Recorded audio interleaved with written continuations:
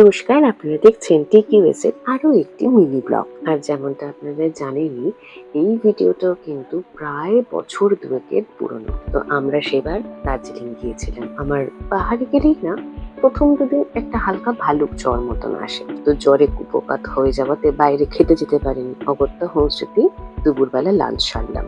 লাঞ্চে ছিল ধনেপাতা দিয়ে পাতলা মসুরির ডাল, আলু কুমড়োর একটা তরকারি আর সুন্দর বোনলেস মাংস দিয়ে মাখা মাখা একটা পদ, যেটা কিনা একদম নেপালি স্টাইলে বানানো এবং প্রত্যেকটা রান্নাই একেবারে নেপালি স্টাইলে বানানো। এরপর না জ্বরের ওষুধ খেয়ে টানা দুপুরবেলা একটা ঘুম দিলাম বেশ কয়েক ঘন্টা। ঘুম থেকে উঠে যথারীতি আবার খিদে পেয়ে গেছে। পাহাড়ে গেলে আমি জানি না আপনাদের হয় কিনা, হয়তো জলের জন্যই হবে, থেকে থেকে খিদে। তো নিচ থেকেই আমরা একটুখানি বেরিয়ে একটা শাহফালি কিনে নিয়ে এসেছিলাম, যেহেতু অনেকটা বড়, তো ওটাই ভাগাভাগি করে খাবো বলে। তো এই যে চাটনিটা, যেটা আমার শাহফালের থেকে এই চাটনিটা বেশি ভালো লেগেছে।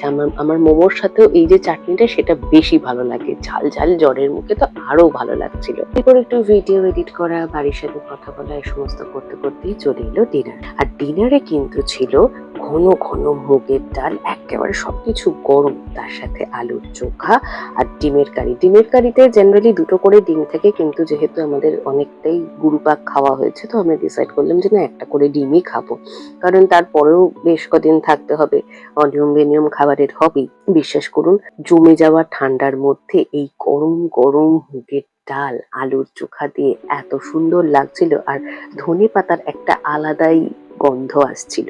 আর সবকিছু কিন্তু ওদের অর্গানিক। ইনফ্যাক্ট ডিমটাও এই হোমস্টেটার, মানে এটা আমাদেরই হোমস্টে, সেখানকার ওদের নিজস্ব ফার্মের ডিম, সেইটা দিয়ে ঝোল দিয়ে মেখে খেতে এত অপূর্ব লাগছিল।